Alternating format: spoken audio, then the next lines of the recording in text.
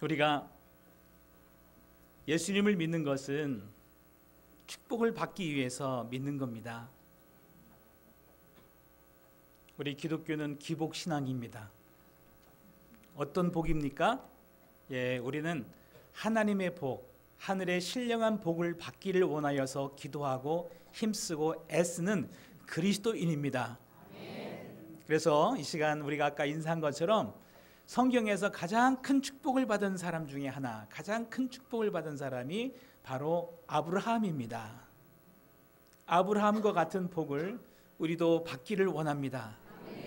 그러려면은 아브라함이 받은 축복이 어떤 축복인가라는 것을 우리가 알아야 되겠고, 그러면은 아브라함은 그 축복을 받아냈는데 축복을 받기 위해서 어떤 노력과 어떤 삶을 살아갔는가를 우리는 성경에서 배울 수 있습니다.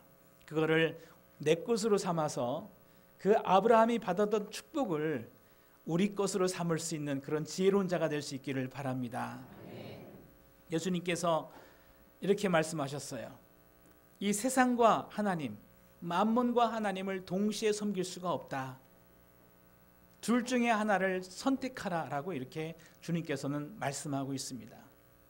그래서 우리가 참된 신앙의 경지로 올라가 하나님께서 기뻐하시는 그런 신앙생활을 하기를 원한다면은, 이제는 우리는 지난주에 우리가 배운 것처럼 그 십자가의 신앙으로 우리가 나가야 됩니다. 그리고 부활의 신앙의 삶을 우리가 살 수 있어야만 되겠습니다. 근데 십자가의 신앙이라는 것은 내가 나의 육신을 십자가에 못 박는 것이고, 그 다음에 세상에 대하여서 내가 십자가에 못 박히는 것입니다. 이런 신앙의 결단이 내 속에서부터 진실로 이루어질 때에 그때부터 영적인 신앙의 삶이 이루어질 수가 있고, 하나님의 신령한 하늘의 축복을 하나씩 누릴 수 있는 그런 삶으로 나가게 되는 것입니다. 형식적인 그리스도인이 아니라 능력 있는 그리스도의 삶은 내가 내 자신을, 내 육을 십자가에 못 박고 세상에 대하여서 세상에 못 박힐 때에 그 다음에 새 생명의 삶, 부활의 삶을 살 수 있음을 믿습니다. 하나님께서 오늘 아브라함에게 나타나셔서 축복을 약속하시는데, 그 축복에는 그냥 축복이 주어지는 것이 아니라 아브라함에게 요구를 하십니다. 요구를 하시는데 어떤 요구를 하시는가 하면은, 아브라함에게 나타나서 너의 고향과 친척과 아비의 집을 떠나 내가 내게 보여줄 땅으로 가라 라고 하나님께서 요구하시는 것을 볼 수가 있습니다. 고향, 친척, 아비의 집, 거기에는 아브라함이 그동안 쌓아왔던 모든 것이 있을 것입니다. 세상의 축복을 원하고 행복하게 살기를 원한다면 절대로 그곳을 떠나서는 안 됩니다. 하란 땅은 참 사람이 살기 좋은 땅입니다. 넓은 평원이 있습니다. 그리고 많은 그 양과 소와 낙타와 이 모든 많은 짐승들을 키울 수 있는 드넓은 목초지가 있습니다. 아주 살기 좋은 곳입니다. 그것을 떠난다면 행복한 삶을 포기하는 겁니다. 내 세상 성공을 포기하는 겁니다. 그런데 하나님께서 약속을 하십니다. 네가 나의 하나님의 거룩한 축복을 받기를 원하느냐? 그렇다면 세상을 포기하라는 것입니다. 너의 야망을 내려놓으라는 것입니다. 이것이 조건입니다. 그런데 아브라함이 이 말씀을 받아들었습니다. 받아들어서 이 아브라함이 이 하나님의 축복을 받고자 이제 길을 떠나는데, 하나님의 축복의 내용은 다른 것이 아닙니다. 너로 큰 민족을 이루고 복을 주어서 내 이름을 창대하게 하리니 너는 복이 될지라. 이것이 복의 내용입니다.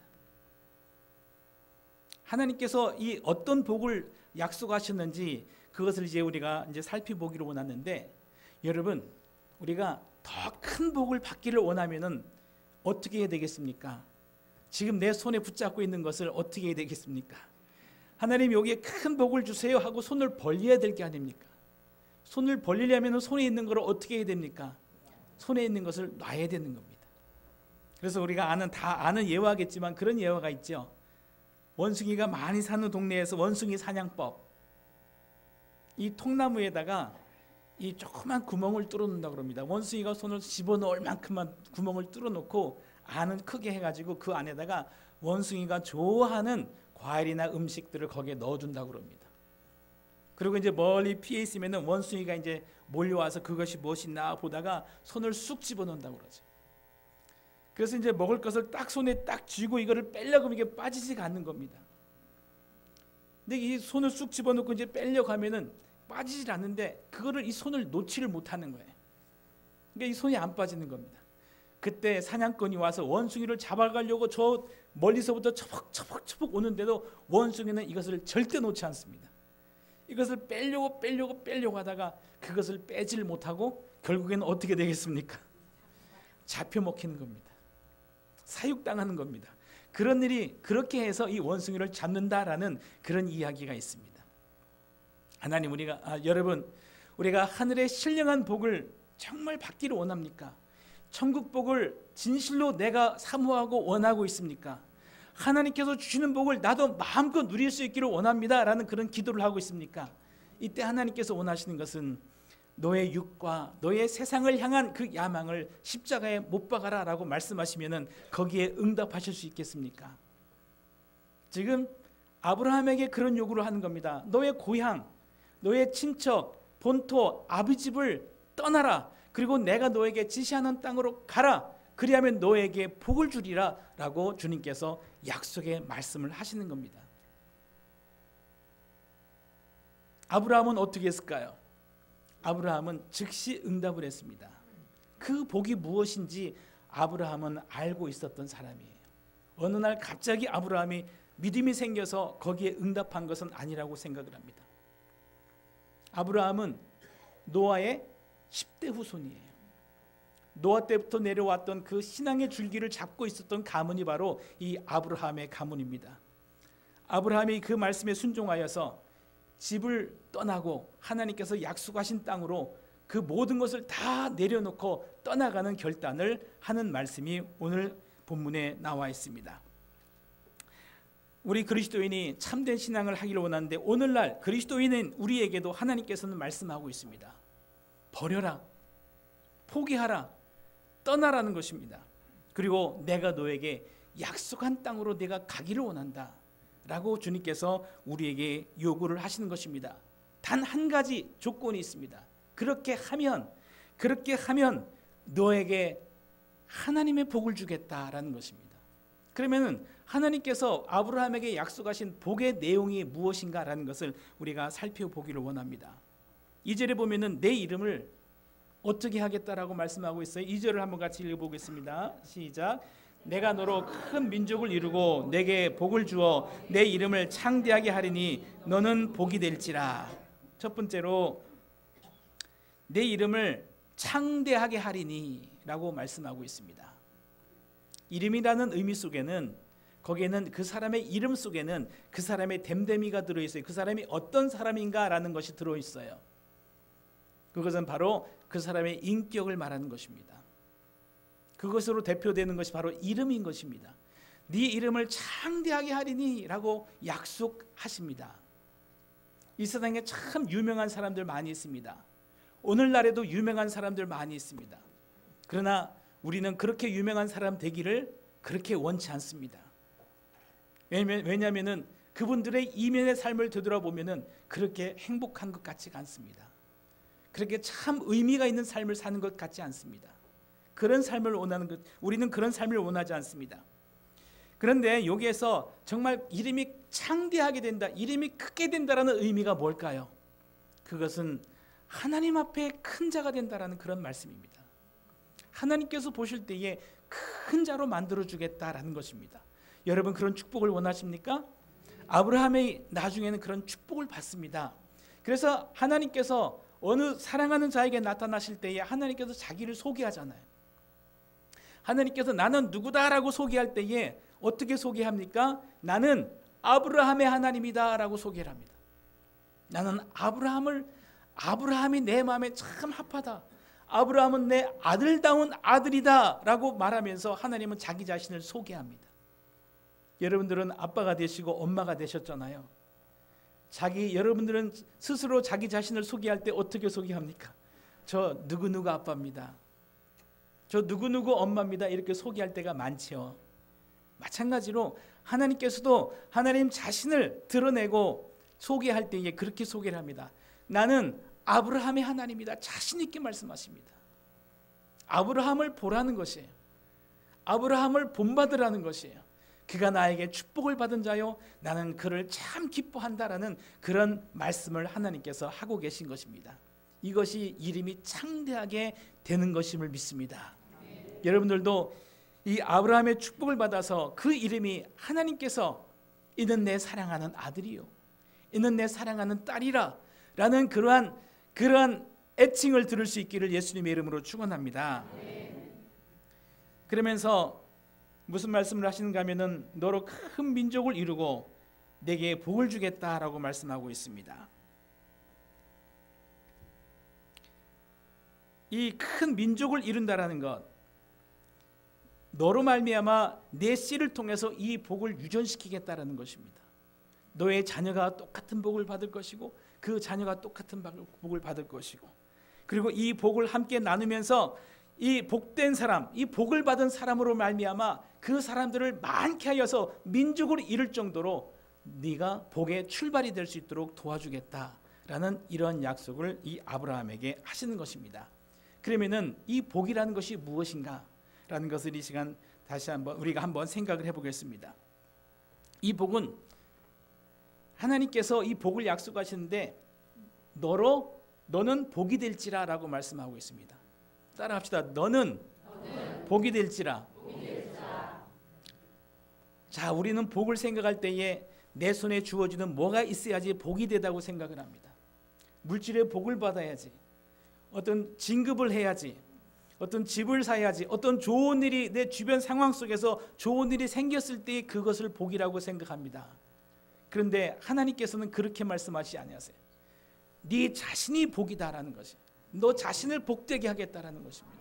이것이 하나님께서 약속하신 복이다라는 것입니다. 그래서 처음에 예배 드릴 때에 신명기 28장 1절에서 6절까지 읽어드렸습니다.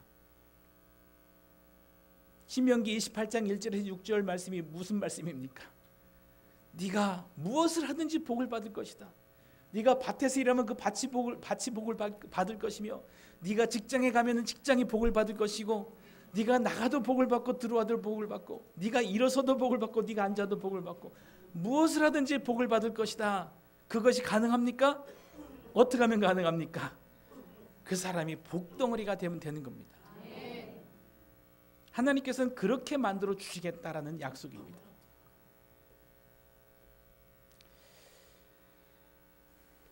그런데 진짜 복이 무엇인지 한번 추적을 해보십시다. 이 아브라함의 신앙의 가장 높은 경지에 올라갔을 때 사건이 일어납니다. 아브라함 신앙의 하이라이트라고 할 수가 있죠. 그게 뭐겠습니까? 예, 맞습니다. 이삭을 제물로 바치는 그런 사건입니다. 하나님께서 정말 이 아브라함의 신앙이 하나님 마음에 너무 합한 거예요. 하나님께서 보실 때 이 아브라함의 신앙이 너무 아름다운 겁니다. 그래서 마지막 시험을 한번 또 해보고 싶었던 모양이에요. 그래서 그 100살에 나온 정말 귀한 아들, 아브라함의 생명보다 더 귀한 아들이죠. 이삭을 나에게 제물로 바쳐라 라고 말씀하십니다. 이삭이 가장 아름답게 클 때 10대, 그 10대 소년일 때, 그때 아브라함은 그 말씀에 순종을 합니다. 근데 히브리서 기자가 그 아브라함의 순종에 대해서 평가를 합니다. 그가 왜 그렇게 순종할 수 있었을까? 아브라함의 순종을 우리는 이해할 수가 없습니다. 하나님의 명령도 우리는 이해할 수가 없습니다. 왜 하나님께서 선물로 주신 그 아들을 왜 죽여서 제물로 드리라고 할까? 그리고 거기에 순종하는 아브라함은 도대체 어떤 사람일까라는 것이에요. 근데 오늘 말씀의 출발점이 거기에 있습니다. 오늘 말씀의 출발점은 뭐냐면은 2절에 보면은 내가 너로 큰 민족을 이루게 하겠다라고 말씀하고 있습니다. 그리고 7절에 보면은 내가 이 땅을 내 자손에게 주리라 하신지라라고 약속을 하고 있습니다. 이것을 언약이라고 합니다. 약속이라고 합니다. 오후 예배 때 이제 배우겠지만 이 약속을 붙들고 이제 아브라함이 나가는데 이 약속을 까먹어요.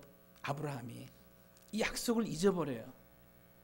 그러면서 두려워하면서 이제 어떤 사건이 일어났는데 그거는 오후 시간에 하는 거니까 그거는 얘기하지 않고, 이 말씀을 통해서 뭐냐면은 어떤 신앙이라고 이제 히브리서 기자는 평가를 하는가 하면은 이삭을 죽여도 하나님께서는 언약을 하셨기 때문에 반드시 언약을 이룰 것을 믿었기 때문에 아브라함은 자기네 이성으로는 이성으로는 그것이 계산되고 이성으로는 이해가 되지 않았지만 하나님의 언약의 약속을 생명처럼 그는 붙들고 있었기 때문에 이삭을 죽일 수 있었다라는 것이에요.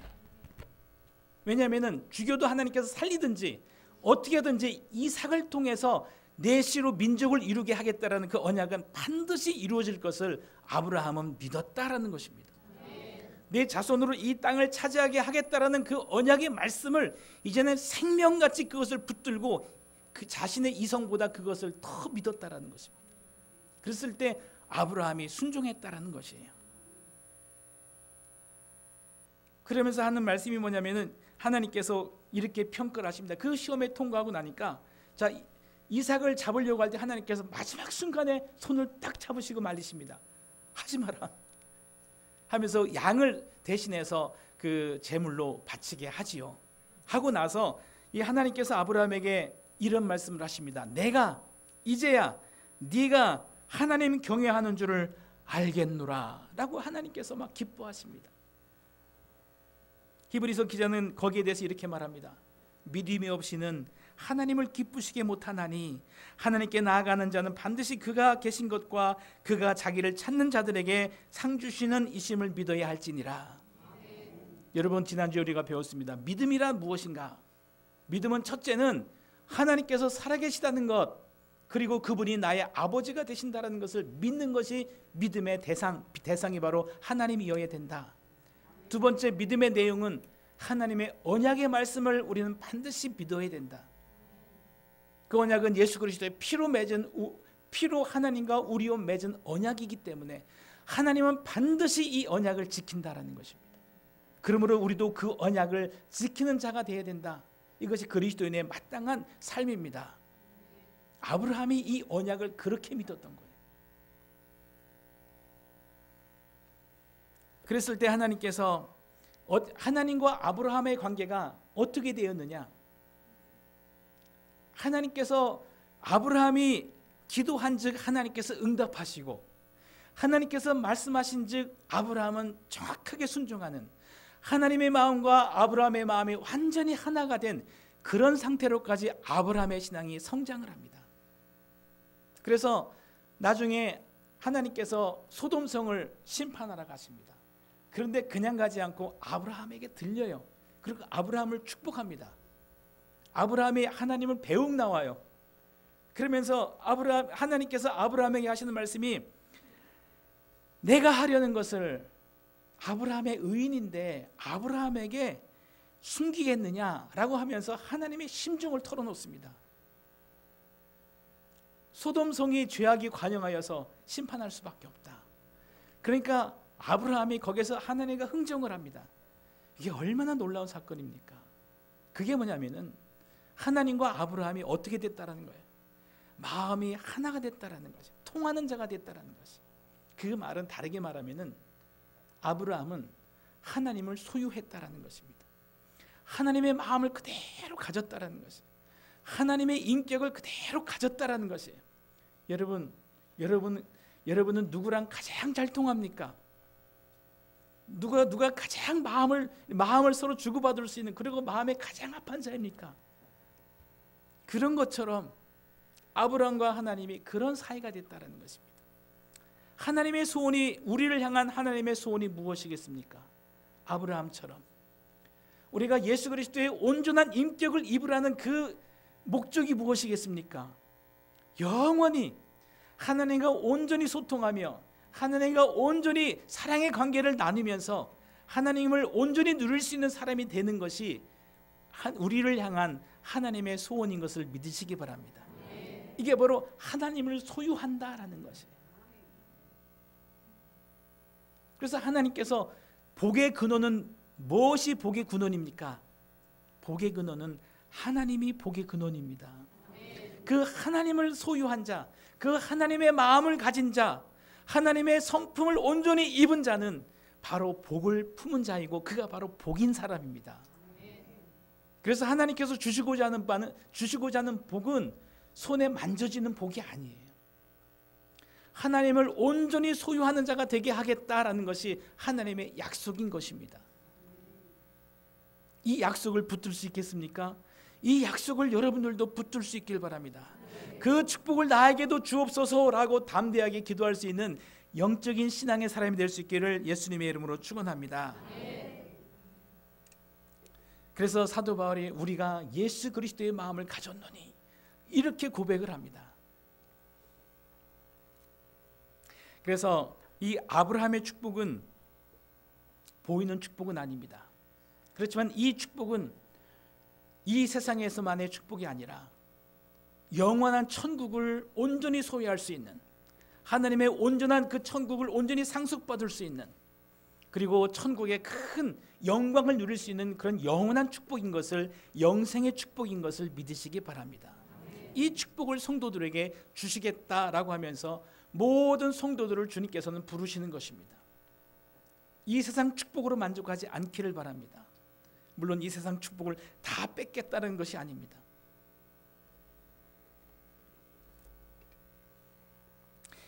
그래서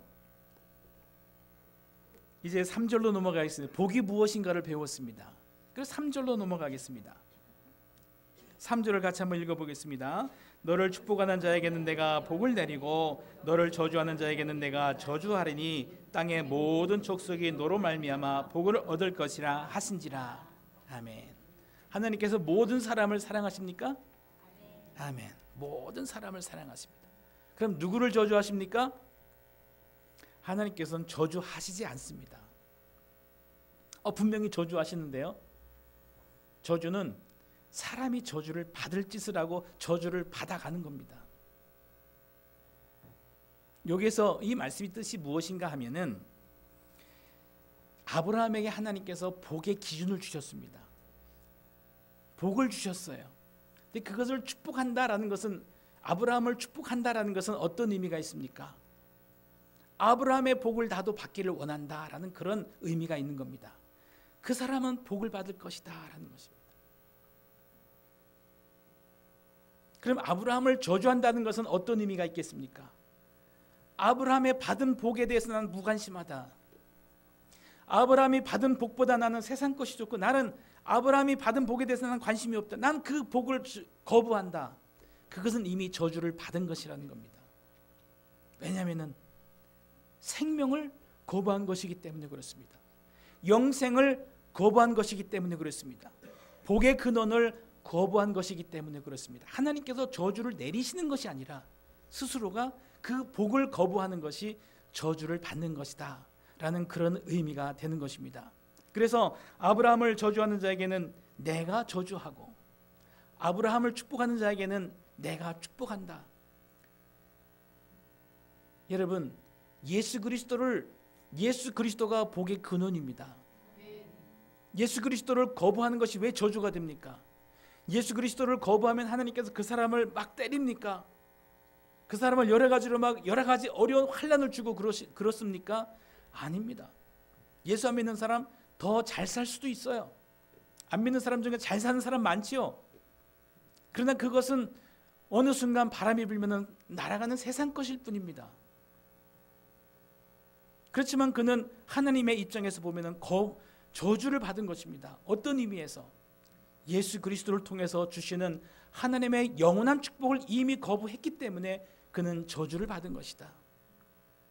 이렇게 볼 수가 있는 겁니다. 그리고 모든 족속이 너로 말미암아 복을 얻을 것이라 라고 이렇게 말씀하고 있습니다.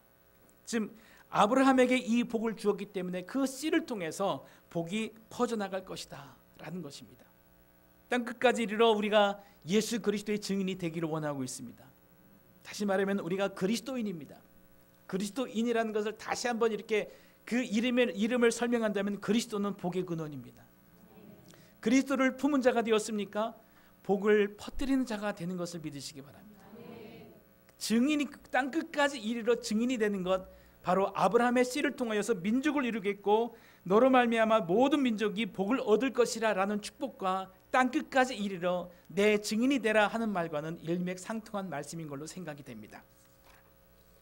그러니까 이 합의가 됐어요. 아브라함이 그 말씀이 무슨 의미인지 알아들었어요. 그리고 마음에 열정을 품었어요. 하나님, 내가 그 복을 받겠습니다 라고 결단을 했어요. 참 귀한 결단입니다. 영적인 신앙생활의 출발입니다. 그래서 마태복음 처음에 나오는 말씀이 뭡니까? 1장 1절에 나오는 말씀이 뭡니까? 아브라함과 다윗의 자손 예수 그리스도의, 옛날 성경에는 예수 그리스도의 세계라, 새로운 성경에는 예수 그리스도의 계보라 이렇게 나오고 있습니다. 새로운 신앙의 출발이 시작되었다라는 것입니다. 그런데 그때 나이가 몇 살이었어요? 75세였다라는 것입니다. 많이 늦은 나이죠. 예, 많이 늦은 나이였습니다. 우리가 신앙생활을 하면서 늦었다고 생각할 때에 그때가 가장 빠른 때입니다. 여러분, 새 출발할 수 있기를 바랍니다. 이제는 세상 바라보면서 생활하는 것이 아니라 이제는 영의 세계를 바라보며, 이제는 하늘 영광 바라보며 천국 바라보면서 내 육을 십자가에 못 박고 세상을 향해서 나를 십자가에 못 박고 천국을 바라보면서 생활할 수 있는 그런 믿음의 사람 될 수 있기를 예수님의 이름으로 축원합니다. 세상에 대해서 못을 박는다라는 의미를 여러분 여러 차례 설명을 해드렸는데 너무 걱정 안 하시길 바랍니다. 세상에 대해서 못을 박는다라는 것은 세상을 버린다라는 것도 아니고, 어떤 의미입니까? 세상을 하나님께서 우리에게 허락하신 그 거룩한 목적을 위해서 나에게 주신 이 모든 세상을 그것을 위해서 사용하고 쓰고 활용한다라는 그런 의미입니다. 더 지혜롭고 능력 있게 세상을 정복하며 다스리면서 사용할 수 있게 하겠다라는 다른 말인 것으로 믿으시기 바랍니다. 근데 이런 결단이 이루어지기까지 75년이 걸린 거예요. 쉬운 결단은 아니었다라는 것입니다.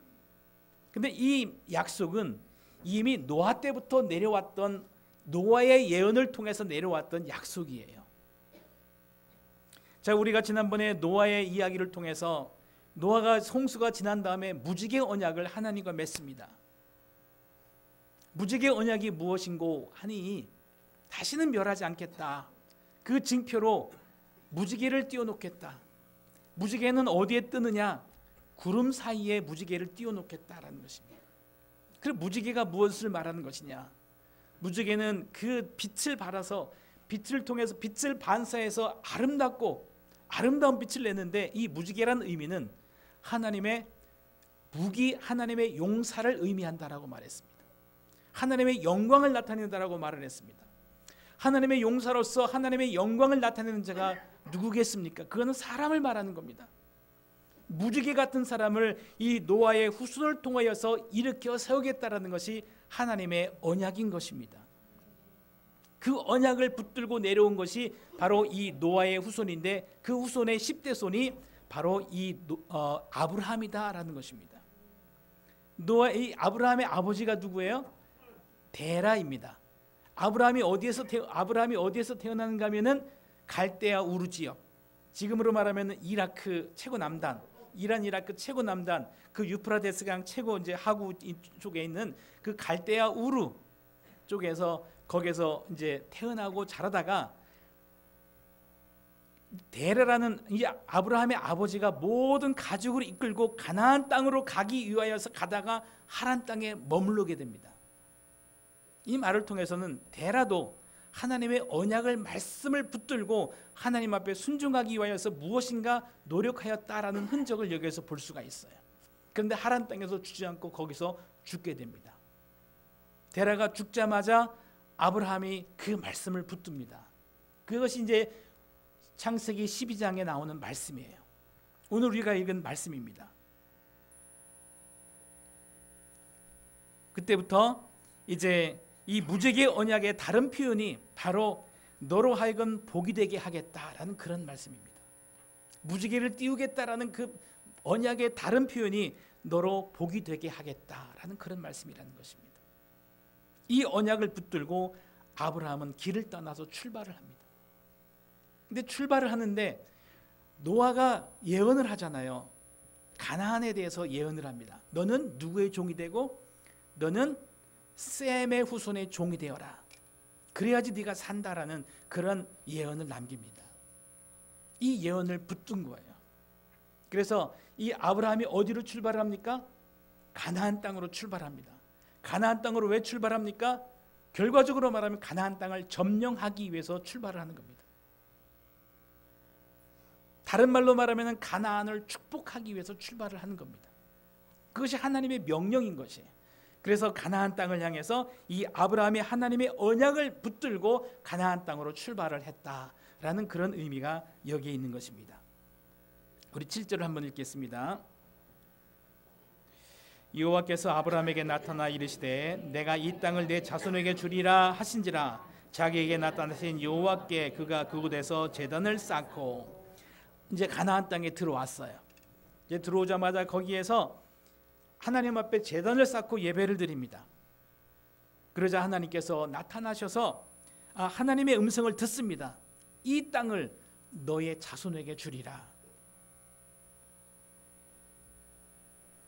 여러분, 가나안 땅은 어떤 자입니까?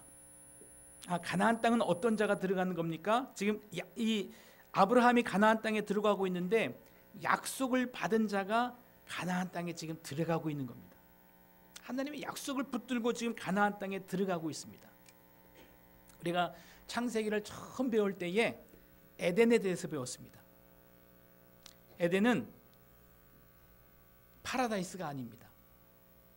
거기에는 생명나무와 선악과가 있는 곳인데 아담과 하와가 타락해서 거기에 이제 불칼을 들고 이제 들어가 이제 지키고 있고 아무도 들어가지 못하는 거예요. 그 에덴 동산 중앙에는 뭐가 있다고 그랬어요? 선악과와 생명나무가 있다라고 그랬어요. 하나님께서는 하나님의 자녀들이 생명나무 따먹기를 원하고 계십니다. 생명나무는 뭡니까? 생명나무는 그리스도를 말하는 거예요. 그리스도를 말하는 거예요. 하나님의 언약을 붙잡고 지금 가나안 땅으로 들어가고 있습니다. 가나안 땅은 어떤 땅이냐? 하나님의 약속의 땅입니다. 가나안 땅에 왜 들어가라고 하십니까? 물론 그 땅을 점령하고 정복하라라고 하지만 거기에서 너로 네가 복된 사람으로 거기에서 만들어질 수 있다라는 것입니다. 여러분, 가나안 땅이 하란 땅에 비해서 좋은 땅입니까? 척박한 땅입니까? 척박한 땅입니다. 그리고 거기에는 대적과 원수들이 많은 땅입니다. 위험한 땅입니다. 그러나 하나님께서는 아브라함을 그쪽으로 파송을 하는 겁니다. 왜 파송을 합니까? 목적은 하나입니다. 아브라함아, 너를 참 복된 사람으로 만들겠다. 실력 있는 사람으로 만들겠다. 이 목적을 분명하게 심어주는 겁니다. 그때 아브라함은 순종을 합니다. 이것이 마치 어떤 것과 같은가 하면은 에덴을 회복하는 겁니다. 지금 이 땅을 네 자손이 이 땅을 차지하리라라고 말했는데 아브라함의 자손이 누가 아브라함의 자손입니까? 사도 바울은 다르게 해석을 합니다. 혈통적 유대인이 아니요 이면적 유대인이 유대인이라. 즉 다시 말하면은 이런 아브라함의 약속을 붙들 수 있는 자, 아브라함의 신앙을 받을 수 있는 자가 진정한 아브라함의 자손이다, 믿음의 자손이다라고 사도 바울은 이야기를 하고 있는 것입니다. 그래서 우리가 어디로 들어가야 되느냐? 아브라함처럼 가나안 땅으로 들어가야 됩니다. 왜 가나안 땅으로 들어갔느냐? 거기에서 예수 그리스도의 사람으로 하나님의 거룩하고 온전한 하나님께서 원하시는 복받은 자로 복의 사람으로 만들기 위하여서 하나님께서 아브라함을 그쪽으로 보냈는데 거기에서 아브라함은 진정 그렇게 만들어집니다. 하나님의 참 복된 믿음의 사람으로 만들어지더라라는 것입니다. 생명나무를 따 먹은 겁니까? 못 먹은 겁니까? 그는 생명나무를 따먹은 자가 된 거예요. 가나안 땅이 참 좋은 땅입니까? 아닙니다. 척박한 땅이고 거기는 사단의 시험이 많은 곳이고 거기는 분열이 많은 곳이고 참 고통이 있는 곳입니다. 그러나 그곳에 들어가서 아브라함은 사람으로 하나님의 거룩한 자로 만들어줄 수 있었다는 것입니다. 여러분들이 이 약속을 붙들고 여러분들의 삶의 현장에서 거기서 하나님의 약속대로 정말 복된 사람으로 빚어질 수 있도록 이 말씀을 붙들 수 있길 바랍니다. 그럼 여러분의 삶의 연장이 에덴이 되는 겁니다. 어떤 의미에서? 행복하기 때문에 에덴이 아닙니다. 거기서 하나님의 거룩한 복된 자로서 내가 만들어지고 내가 빚어질 수 있기 때문에 그곳이 바로 약속의 땅이 되는 것입니다. 그래서 가나안 땅을 약속의 땅이라고 말씀하고 있는 겁니다. 하나님께서 약속의 땅으로 이 아브라함을 보내고 있는 것입니다. 그러면은 결론입니다. 가나안 땅 거기가 마지막 목적지입니까? 예, 거기는 훈련하는 곳입니다. 거기는 훈련하는 곳입니다. 거기선 사람을 만드는 곳입니다. 복의 사람으로 빚어내는 곳입니다. 정말 용광로와 같은 곳입니다. 그곳을 하나님께서 그 땅을 지시하십니다. 그 땅 너머에는 뭐가 있을까요? 그 땅 너머에는 하나님께서 기뻐하시는 아브라함과 온전히 누릴 수 있는 천국의 영광이 그 뒤에 기다리고 있는 것입니다. 그것을 우리가 바라볼 수 있기를 예수님의 이름으로 축원합니다. 우리 성도님들에게 하나님께서 최종적으로 지시하는 것은 바로 그곳인 것을 믿으시기 바랍니다. 기도하겠습니다. 하나님, 아브라함의 복을 우리도 받기를 원합니다. 이 세상의 모든 것을 활용하고 사용하고 투자하여서 우리가 참 하나님 앞에 복된 자가 되기를 원합니다. 하나님처럼, 아브라함처럼 우리도 하나님 앞에 그 이름을 창대하게 불리움을 받는 자가 될 수 있기를 바랍니다. 하나님, 이를 위해서 우리를 이곳에 불러 모아 주셨고 이를 위해서 우리의 삶의 터전을 주셨음을 믿습니다. 거기에서 약속 믿고 언약 믿고 정말 믿음으로 나가는, 그래서 하나님의 형상으로 하나님의 사람으로